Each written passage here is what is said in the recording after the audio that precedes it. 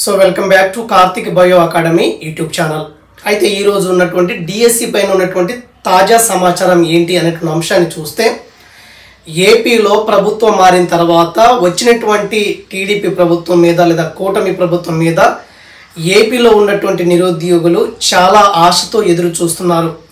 ఎందుకంటే ఉద్యోగం లేకపోతే పరిస్థితి ఎలా ఉంటుంది, లేకపోతే ఉద్యోగాన్ని సాధించేటువంటి తపన ఎలా ఉంటుందో మనకందరూ తెలుసు. కాబట్టి మరి చాలామంది అభ్యర్థులు అయితే ఎదురు చూస్తున్నారు. మరి ఈరోజు ప్రమాణ స్వీకారం అయితే చేయటం జరిగింది. కొన్ని కారణాల వల్ల ఈరోజు మనకి ఆ న్యూస్ అయితే రాలేదు. ఖచ్చితంగా 1-2 రోజుల్లో ఆ విద్యాశాఖ అధికారులతో సమావేశమైపోయి డిసెంబర్ నాటికి, డిసెంబర్ 2024 వరకు ఎంత ఖాళీలు అయితే ఉన్నాయో అవన్నీ కూడా జిల్లాల వారీగా సేకరించి ఎక్కువ పోస్టులు వచ్చేలాగన, అంటే నా ఉద్దేశం ప్రకారం సుమారు 20,000, 18,000, 20,000, 15,000 పై చిలుకే పోస్టులు ఉండడానికి అవకాశం చాలా చాలా ఎక్కువగా ఉంది. కాబట్టి వాళ్ళు ఆ పని వాళ్ళు ఉంటారు, కాబట్టి ఆ ప్రాసెస్లో వాళ్ళు ఉంటారు. కాబట్టి మన పని ఏంటంటే ఎప్పుడూ కూడా మన బుక్స్ అయితే వదలొద్దు. ఎట్టి పరిస్థితుల్లో ఇంత మంచి అవకాశం మళ్ళీ మనకు రాదు. సో చాలామంది ఎలా ఉంటుందంటే, మనకి చాలామంది చాలా రకాలు చెప్తారు, కానీ అసలు చదివేటంలో అంటే డిఎస్సి ప్రిపరేషన్లో మనకి చాలా కష్టాలు ఎదురవుతాయి. అభ్యర్థులకి చాలా ఇబ్బందులు ఉంటాయి. సో డిఎస్సి సిలబస్, ఇప్పుడున్నటువంటి సిలబస్ కావచ్చు, అదేవిధంగా ఇప్పుడున్నటువంటి ఎగ్జామ్ ప్యాటర్న్ కావచ్చు, ఫేస్ చేయటం అనేది చాలా చాలా కష్టం. ఒకప్పుడు డిఎస్సి ప్యాటర్న్ సిలబస్ వేరు, ఇప్పుడున్నటువంటి డిఎస్సి ప్యాటర్న్ సిలబస్ వేరు. కాబట్టి మరి అడ్వాన్స్గా ఉన్నటువంటి ఇటువంటి ప్యాటర్న్గా ఉన్నటువంటి డిఎస్సి సిలబస్ని, మరి ఇటువంటి డిఎస్సి పోస్టులు సాధించాలంటే ఏదో మూస పద్ధతిలో కానీ టైంపాస్గా చదివేటువంటి రోజులైతే కావు. సో ప్రస్తుతానికి మనకి చాలా టైం వస్తుంది ఖచ్చితంగా. ఏపీలో నియర్లీ ఒక 6 నెలల టైం అనేది రావచ్చు, లేదా 5 నెలల టైం రావచ్చు, మధ్యలో ఒక టెట్ ఉండొచ్చు. కాబట్టి ఖచ్చితంగా ఎప్పుడు నోటిఫికేషన్ వచ్చినా మీకున్నటువంటి టైంలో, ఖచ్చితంగా మీకున్నటువంటి టైంలో మీరు ఏది చేస్తున్నా సరే మీకున్న టైంలో ఖచ్చితంగా మీరు డిఎస్సి ప్రిపరేషన్కి మీరు కొనసాగించండి. సో మిగతా విషయాలన్నీ తర్వాత చెప్తాను. సో ఈ వీడియో ముందుకు రావడానికి ప్రధాన కారణం ఏంటంటే, మరి ఏపీలో, తెలంగాణలో మనకి స్కూల్ అసిస్టెంట్ బయాలజికల్ సైన్స్ వారికి కంటెంట్ అనేది చాలా చాలా ఇంపార్టెంట్. మరి ఈ కంటెంట్ అనేది ఆంధ్రప్రదేశ్లో క్లియర్గా first year botany, first year zoology, second year botany, second year zoology సిలబస్ని యాస్టీస్గా ఇవ్వడం జరిగింది. సో ఎందుకు ఇవ్వడం జరిగిందంటే, మనకి ఏపీలో 10+2 అంటే మనకి ఇంటర్ స్థాయి కూడా మనకి స్కూల్లో మెర్జ్ చేశారు. కాబట్టి మరి రేపొద్దున స్కూల్ అసిస్టెంట్గా ఎంపికైనటువంటి ఒక స్కూల్ అసిస్టెంట్ ఖచ్చితంగా మనకి పీజీ అంటే ఇంటర్ స్థాయిలో కూడా డీల్ చేయాలి. కాబట్టి ఖచ్చితంగా దాని పర్పస్లోనే ఈ సిలబస్ ఇవ్వడం జరిగింది. అదే తెలంగాణ చూసుకుంటే స్కూల్ స్థాయి సిలబస్ ఇచ్చారు, దాంట్లోని ఇంక్లూడ్గా ఇంటర్ స్థాయి సిలబస్ కూడా ఇవ్వడం జరిగింది. కాబట్టి ఇంటర్ స్థాయిలో మనం ప్రిపరేషన్ అవ్వడం చాలా చాలా కష్టమే. కాబట్టి మనకున్నటువంటి జ్ఞాన ప్రకారము మన లెవెల్లో కొన్ని క్లాసులు నాకు వచ్చినంత మాత్రం మీకు నాకు ఏదైతే వస్తుందో అది మీకు చెప్పడానికి అయితే ప్రయత్నం చేస్తున్నాను. మరి ఇది మీరు నోట్స్ రాసుకుంటారా, మరి వింటారా, యాజ్ యు లైక్, అది మీ ఇష్టం అవుతుంది. కానీ చూసేటువంటి ప్రతి వీడియోని చాలా జాగ్రత్తగా చూడండి. అంటే నేను బోర్డు మీద ఏమి రాయకపోయినా ఒక్కొక్కసారి నా నోట్ నుంచి వచ్చేటువంటి మాటల రూపంలో కూడా కొన్ని బిట్స్ అనేవి ఫ్రేమ్ అవుతాయి. కాబట్టి వీడియో చూసేటప్పుడు నా నోట్ నుంచి ఏదైతే మాట వస్తుందో ప్రతి మాటని మీరు చాలా జాగ్రత్తగా అబ్జర్వ్ చేసుకోవాలి. ఓకే, ఇప్పుడు వీడియోలోకి వెళ్దాం లేట్ చేయకుండా. ఇది ఎక్కడ మీరు స్కిప్ చేయవద్దు, స్కిప్ చేస్తే అర్థం కాదు. ఓకే, అయితే ఇక్కడ మనకి యూనిట్ 1 ఉంది, బయాలజికల్ సైన్స్ ఇట్స్ ఇంపార్టెంట్. దీంట్లో మనకి మరి ఈ సిలబస్ అనుగుణంగా స్కూల్ స్థాయిలో కొన్ని బుక్స్ చదవాలి, ఇంటర్ స్థాయిలో ప్రత్యేకించి ఇంటర్మీడియట్ మొదటి సంవత్సరం ఉన్నటువంటి జువాలజీ టెక్స్ట్ బుక్లో యూనిట్ 6 చదవాలి. ఆ యూనిట్ 6లో మనకి పరాన్నజీవుల గురించి నేను మాట్లాడాను. ఓకే, తర్వాత మనకి ఒకసారి ఇక్కడ చూడండి. సో ఫస్ట్ పరాన్నజీవి ఏంటంటే మనకి ఎంట్ అమీబా ఇస్టలైటికా, ఎంట్ అమీబా ఇస్టలైటికా అనేటువంటి పరాన్నజీవి. సో ఈ పరాన్నజీవి గురించి మనకి పారాసైట్ గురించి మనం తెలుసుకోవాలి. సో ఈ పారాసైట్ ఏం చేస్తుంది, మరి ఈ పారాసైట్ ఎటువంటి వ్యాధిని కలిగిస్తాయి, ఈ పారాసైట్ అనేది దాని యొక్క డెవలప్మెంట్ ఎలా ఉంటుంది, మరి లైఫ్ హిస్టరీ ఎలా ఉంటుంది, ఆ వ్యాధిని తగ్గించడానికి ఏమైనా మందులు ఉన్నాయా అనేటువంటి అంశాలన్నీ కూడా ఇక్కడ డిస్కస్ చేద్దాము. అయితే ఇక్కడ చూడండి,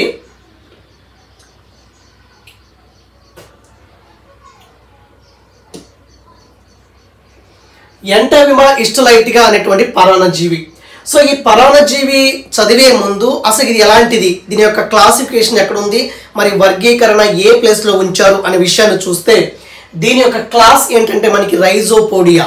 దీని క్లాస్ ఏంటి? రైజోపోడియా. ఎందుకంటే మనకి పోడియా అంటే పాదాల మీద, అంటే మిథ్యా పాదాల మీద చలిస్తూ ఉంటుంది కాబట్టి దాన్ని మనం తరగతి రైజోపోడియా అని చెప్పొచ్చు. రెండోది ఏంటంటే మనకి ఉపవర్గము సార్కోమాస్టిగోఫోరా. ఉపవర్గం ఏంటి? సార్కోమాస్టిగోఫోరా. అదేవిధంగా దీని యొక్క వర్గం వచ్చేసి మనకి ప్రోటోజోవా జీవి. ఇవన్నీ కూడా మనకి ప్రోటోజోవా జీవి కాబట్టి వర్గం ఏంటంటే ఫైలం వచ్చేసి మనకి ప్రోటోజోవా, అదేవిధంగా ఉపవర్గం వచ్చేసి సార్కోమాస్టిగోఫోరా. దీని యొక్క క్లాస్ తరగతి ఏంటంటే మనకి రైజోపోడియా. ఈ పరాన్నజీవి యొక్క క్లాసిఫికేషన్ అది. సో ఎందుకైనా మంచిది ఒకసారి చూడండి. వర్గం ప్రోటోజోవా అవుతుంది, ఉపవర్గం సార్కోమాస్టిగోఫోరా అవుతుంది, తరగతి వచ్చేసి మనకి రైజోపోడియా అనేది అవుతుంది. సో తర్వాత చూడండి, ఈ ఎంటబిబా హిస్టోలైట్గా, ప్రతిసారి నేను హిస్టోలైట్గా చెప్పట్లేదు, హిస్టోలైట్గా అని చెప్పట్లేదు, ఎంటమీబా గురించి మాట్లాడుతున్నాను. మరి ఈ ఎంటబిబా హిస్టోలైట్గా దీని పేరు ఎందుకు వచ్చిందంటే జనరల్గా ఇది హిస్టోలైసిన్ అనేటువంటి ప్రోటీన్ని జీర్ణం చేసే ఎంజైమ్ రిలీజ్ చేస్తుంటుంది కాబట్టి దీనికి హిస్టోలైట్గా అని పేరు వచ్చింది. సో ఎంటబిబా హిస్టోలైట్గాకి ఆ పేరు ఎందుకు వచ్చిందంటే ఈ పరాన్నజీవి అనేది హిస్టోలైసిన్ అనేటువంటి ప్రోటీన్ని జీర్ణం చేస్తుంది, అంటే హిస్టోలైసిన్ అనేటువంటి ఎంజైమ్ రిలీజ్ చేస్తుంది. ఈ ఎంజైమ్ ఏం చేస్తుందంటే ప్రోటీన్ని జీర్ణం చేస్తూ ఉంటుంది కాబట్టి దానికి ఆ పేరు వచ్చింది ఎంటబిబా హిస్టోలైట్గా. సో తర్వాత చూడండి, అసలు ఈ పరాన్నజీవి ఎక్కడ ఉంటుంది? ఒకటే కాన్సెప్ట్. దీని యొక్క లైఫ్ సైకిల్ అంతా కూడా మానవుడిలో ఉన్నటువంటి పెద్ద ప్రేగులో జరుగుతుంది. దయచేసి గమనించండి, ఇది కీ పాయింట్. ఈ పరాన్నజీవి యొక్క లైఫ్ సైకిల్ ఎక్కడ జరుగుతుంది, మరి ఈ పరాన్నజీవి ఎక్కడ ఉంటుంది అంటే మానవుడి యొక్క పెద్ద ప్రేగులో ఉంటుంది. గమనించండి, ఇది కీ పాయింట్ మీరు పెట్టుకోవాలి. మరి ఈ పరాన్నజీవి వల్ల ఎటువంటి వ్యాధులు వస్తాయి అని ఎగ్జామ్ టైంలో, ఎగ్జామ్ పాయింట్ ఆఫ్ వ్యూలో ఈ డిసీజుల మీద ఖచ్చితంగా క్వశ్చన్ ఫ్రేమ్ చేస్తారు కాబట్టి ఇక్కడ అమీబిక్ విరేచనాలు, అదేవిధంగా అమీబియాసిస్ అనేటువంటి వ్యాధి వస్తుంది. అంటే మానవుడిలో ఈ పరాన్నజీవి వల్ల వచ్చే వ్యాధి పేరు ఏంటంటే మనకి అమీబియాసిస్ లేదా అమీబిక్ విరేచనాలు. సో ఇలాగా మనకి ఈ వ్యాధి వస్తే మనకి మన మలంలో, అంటే మన ల్యాబరేటరీలో ఏముంటుందంటే కొంచెం బ్లడ్ ఉంటుంది, అదేవిధంగా కొంచెం మ్యూకస్ అంటే శ్లేష్మం అనేది ఉంటుందన్నమాట. ఆ వ్యాధిని మనం అమీబిక్ విరేచనాలు అని చెప్పేసి దీన్నే మనం అమీబియాసిస్ అని చెప్పొచ్చు. తర్వాత మనకి ఈ ఎంటబిబా హిస్టోలైట్గా అనేది ఒక గ్రీక్ వర్డ్ అనమాట. మరి గ్రీక్లో దీని యొక్క అర్థం ఏంటంటే ఎంట అంటే లోపల, ఎంటోస్ అంటే లోపల అని అర్థము. ఓకే, ఎంటోస్ అంటే లోపల అని అర్థము. అమీబా అంటే మనకి మార్పు చేంజ్ అని. హిస్టోస్ అంటే టిష్యూస్ కణజాలం కదా. లైసిస్ అంటే నాశనం చేసేది లేదా కరిగించేది.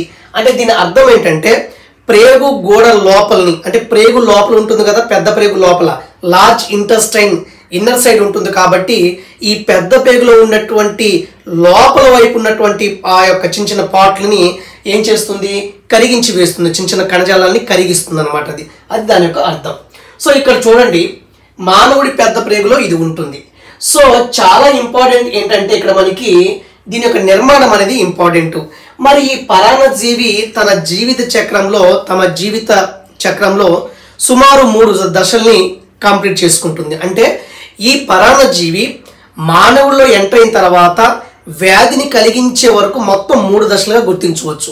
ఈ 3 దశల్లో ఈ పరాన్నజీవి అనేది డెవలప్మెంట్ అవుతుంది మన పెద్ద ప్రేగు లోపల. మరి దీని జీవిత చక్రంలో ఉన్నటువంటి 3 దశలు ఏంటి? ఆ 3 దశలు ఏంటంటే ఫస్ట్ వచ్చేసి మనకి ట్రోపోజాయిట్ స్టేజ్ అని చెప్తాం. దాన్ని పోషక దశ. అంటే ఈ పరాన్నజీవి యొక్క మొదటి దశ దీని యొక్క నిర్మాణంలో లేదా దీని యొక్క జీవిత చక్రంలో ఉన్నటువంటి మొట్టమొదటి దశ ఏంటంటే మనకి పోషక దశ. దీన్ని ట్రోపోజాయిట్ స్టేజ్ అని చెప్తాము. తర్వాత ఉండేటువంటి స్టేజ్ ఏంటంటే పూర్వ కోశస్థ దశ. సో దీన్ని ప్రీసిస్టిక్ స్టేజ్ అని చెప్తాము. కోశస్థ దశ సిస్టిక్ స్టేజ్ అని చెప్తాము. ఈ 3 దశలు అనేవి దీని యొక్క లైఫ్ సైకిల్లో ఉంటాయి. ఇక్కడ ఈ పరాన్నజీవి మానవుడిలో ప్రవేశించిన తర్వాత పోషక దశలో వ్యాధి కలిగిస్తుంది. పూర్వ కోశస్థ దశలో ఎటువంటి మార్పు ఉండదు, కానీ కోశస్థ దశలో తమ జీవిత చక్రాన్ని కంప్లీట్ చేసుకుంటుంది. ఈ 3 దశలు చాలా ఇంపార్టెంట్ అండి. మరి ఈ 3 దశలు చెప్పడానికి వీడియో లెంత్ ఎక్కువ అవుతుంది కాబట్టి నేను నెమ్మదిగా చేస్తుంటాను. అయినంత వరకు అవుతాయి. మన కంగారు పడి ఏది అవుదనమాట. మన టైం ఉండాలి కదా వీడియో చేయాలంటే. కాబట్టి ఆ టైం చూసుకొని నేను మీకు ఉపయోగపడే విధంగా వీడియోలు చేస్తున్నాను. ఓకేనా? పోషక దశ, పూర్వ కోశస్థ దశ, తర్వాత మనకి కోశస్థ దశ. ఈ వీడియోలో మనం ఈ 2 దశల గురించి మాట్లాడదాం. పోషక దశ 1, తర్వాత పూర్వ కోశస్థ దశ. ఈ 2 దశల్లో మరి ఈ పరాన్నజీవి మానవుడి పెద్ద ప్రేగులో ఎటువంటి మార్పులు చెందుతుంది అనేటువంటి విషయాలు చూస్తే, ముందు వచ్చేసి మనకి పోషక దశ. పోషక దశ అంటే పరాన్నజీవి మానవుడి పెద్ద ప్రేగులో వెళ్ళిన తర్వాత అక్కడ ఎలా ఉంటుందంటే, ఆ దశలో పరాన్నజీవి ఎలా ఉంటుందంటే చాలా చురుకుగా ఉండి, ఎక్కువ చురుకుగా ఉండి, చలించే గుణాన్ని కలిగి ఉండి బాగా మూమెంట్ అవుతుంది. తర్వాత వ్యాధిని కలిగించే దశ. అంటే పోషక దశలో ఈ పరాన్నజీవి ఏం చేస్తుందంటే మానవుడికి వ్యాధిని కలిగిస్తుంది. అక్కడ బాగా యాక్టివ్గా ఉంటుంది ఈ పరాన్నజీవి ఈ దశలో, పోషక దశలో. ఎందుకు పోషక దశ అన్నానంటే, ఈ పరాన్నజీవి పెద్ద ప్రేగులో వెళ్ళిన తర్వాత లోపల ఉన్నటువంటి ఆ శ్లేష్మ స్థలం కావచ్చు, అధశ్లేష్మ స్థలం కావచ్చు, అక్కడ ఉన్నటువంటి కొన్ని పదార్థాలని, అక్కడ ఉన్నటువంటి కొన్ని కణజాలాలని, కొంత బ్లడ్ని అంతకి తీసుకుంటుంది అనమాట ఇది. అందుకే మనం దీన్ని పోషక దశ అని చెప్పొచ్చు. ఓకే, ఈ దశలో మనకి వ్యాధిని కలిగించే దశ. ఎగ్జామ్ పాయింట్ ఆఫ్ వ్యూలో మనకి ఎంటబిమా ఇస్టలైట్గా అనేది ఏ దశలో వ్యాధిని కలిగిస్తుంది అంటే పోషక దశలో మాత్రమే వ్యాధిని కలిగిస్తుంది. పూర్వ కోశస్థ దశలో ఎటువంటి మార్పు లేదు, కానీ కోశస్థ దశలో తన యొక్క లైఫ్ సైకిల్ కంప్లీట్ చేసుకుంటుంది. ఓకే, తర్వాత మనకి ఈ నిర్మాణం చూద్దాం. పోషక దశలో దీని యొక్క నిర్మాణం ఎలా ఉంటుందంటే, పోషక దశలో ఈ పరాన్నజీవి ఈ విధంగా ఉంటుంది. ఈ విధంగా ఉండి ఈ దశలో ఈ పరాన్నజీవి అనేది పూర్వాంతం వైపు కొంత మిథ్యాపాదాలని కలిగి ఉంటుంది. దీన్ని మనం లోబోపోడియం అని చెప్తాము. ఈ మిథ్యాపాదాల ద్వారా ఇది మూమెంట్ అవుతూ ఉంటుంది అనమాట. తర్వాత దీని యొక్క నిర్మాణంలో దీని యొక్క నిర్మాణంలో 2 పార్ట్స్ ఉంటాయి. ఒకటి ఏంటంటే అంతర జీవ పదార్థం, ఒకటి భావ్య జీవ పదార్థం ఉంటుంది. ఈ భావ్య జీవ పదార్థం అనేది బయట వైపుగా ఉండి ఎటువంటి గ్రాన్యూల్స్ ఉండవు, కణికలు లేకుండా, గ్రాన్యూల్స్ లేకుండా బయట వైపు ఉండేటువంటి ప్రాంతాన్ని భావ్య జీవ పదార్థం అని చెప్తాము. లోపల ఉండేది మనకి అంతర జీవ పదార్థం, అంటే కణికల్ని కలిగి ఉంటుంది, కొన్ని ఆర్గనల్స్ని కలిగి ఉంటుంది, కణాంగాల్ని కలిగి ఉంటుంది. ఒక్కసారి లోపల చూస్తే మనకి సాధారణంగా ఏ జీవి అయినా లోపల ఏముంటుందంటే మనకి కణద్రవ్యం ఉంటుంది. నేను మొత్తం చెప్పట్లేదు. లోపల ఏముంటుందంటే రైబోజోమ్స్ ఉంటాయి. అదేవిధంగా బ్యాక్టీరియాలతో కూడినటువంటి ఆహార రిక్తిక అనేది ఉంటుంది. తర్వాత ఆర్బీసీతో కూడినటువంటి ఆహార రిక్తిక ఉంటుంది. అంటే ఆహార రిక్తికలు అనేవి మైటోకాండ్రియాని కలిగి ఉంటాయి, ఆర్బీసీని కలిగి ఉంటాయి. మోస్ట్ ఇంపార్టెంట్ ఏంటంటే మరి ఈ పరాన్నజీవి పోషక దశలో ఉన్నటువంటి నిర్మాణంలో బండి చక్రం ఆకారంలో కేంద్రకం ఉంటుంది. మరి ఎంటబిమా ఇస్టలైట్గా అనేటువంటి పరాన్నజీవి తన యొక్క నిర్మాణంలో, తన యొక్క బాడీలో, తన యొక్క కణం అంటే తన యొక్క నిర్మాణంలో బండి చక్రం ఆకారంలో ఉన్నటువంటి కేంద్రకం అనేది ఉంటుంది. అంటే బండి చక్రం ఆకారంలో ఉన్నటువంటి కేంద్రకాన్ని బట్టి దీన్ని మనం ఎంటబిమా ఇస్టలైట్గా మనం గుర్తించవచ్చు. ఓకేనా? ఇలాగ 1 మినిట్. ఓకే, తర్వాత మనకి ఇంకో పాయింట్ ఏంటంటే మనకి ప్లాస్మా లెమ్మా. అంటే ఈ పోషక దశలో ఈ పరాన్నజీవి తన చుట్టూ ఒక మెంబ్రేన్ని, ఒక పొరని ఏర్పాటు చేసుకుంటుంది. దానినే మనం ప్లాస్మా లెమ్మా అని చెప్తాము. తర్వాత మనకి దీంట్లో ఈ యొక్క ఈ జీవిలో ఈ ఇన్నర్ సైడ్ ఏముంటాయంటే సంకోచ రిక్తికలు అనేవి ఉండవు, ఎండోప్లాజం రెటిక్యులం ఉండదు, గాజీ సంక్లిష్టం ఉండదు, మైటోకాండ్రియా ఉండదు. ఎంటీ అంటే మైటోకాండ్రియా అని రాశాను నేను, జిఏ అంటే గాజీ ఆపరేటర్స్ అని చెప్పాను, ఎండోప్లాజం రెటిక్యులం. ఈ నిర్మాణాలు ఏ నిర్మాణం కూడా వీటిలో ఉండదు. అందుకే ఇక్కడ మైటోకాండ్రియా లోపిస్తూ ఉంటుంది ఈ పరాన్నజీవిలో. మరి ఈ పరాన్నజీవిలో మైటోకాండ్రియా లోపించడం వల్ల ఈ జీవిని ఏమంటామంటే అవికల్పక పరాన్నజీవి అని చెప్పొచ్చు. అవికల్పక పరాన్నజీవి అని చెప్పడం జరుగుతుంది. ఇది పోషక దశ.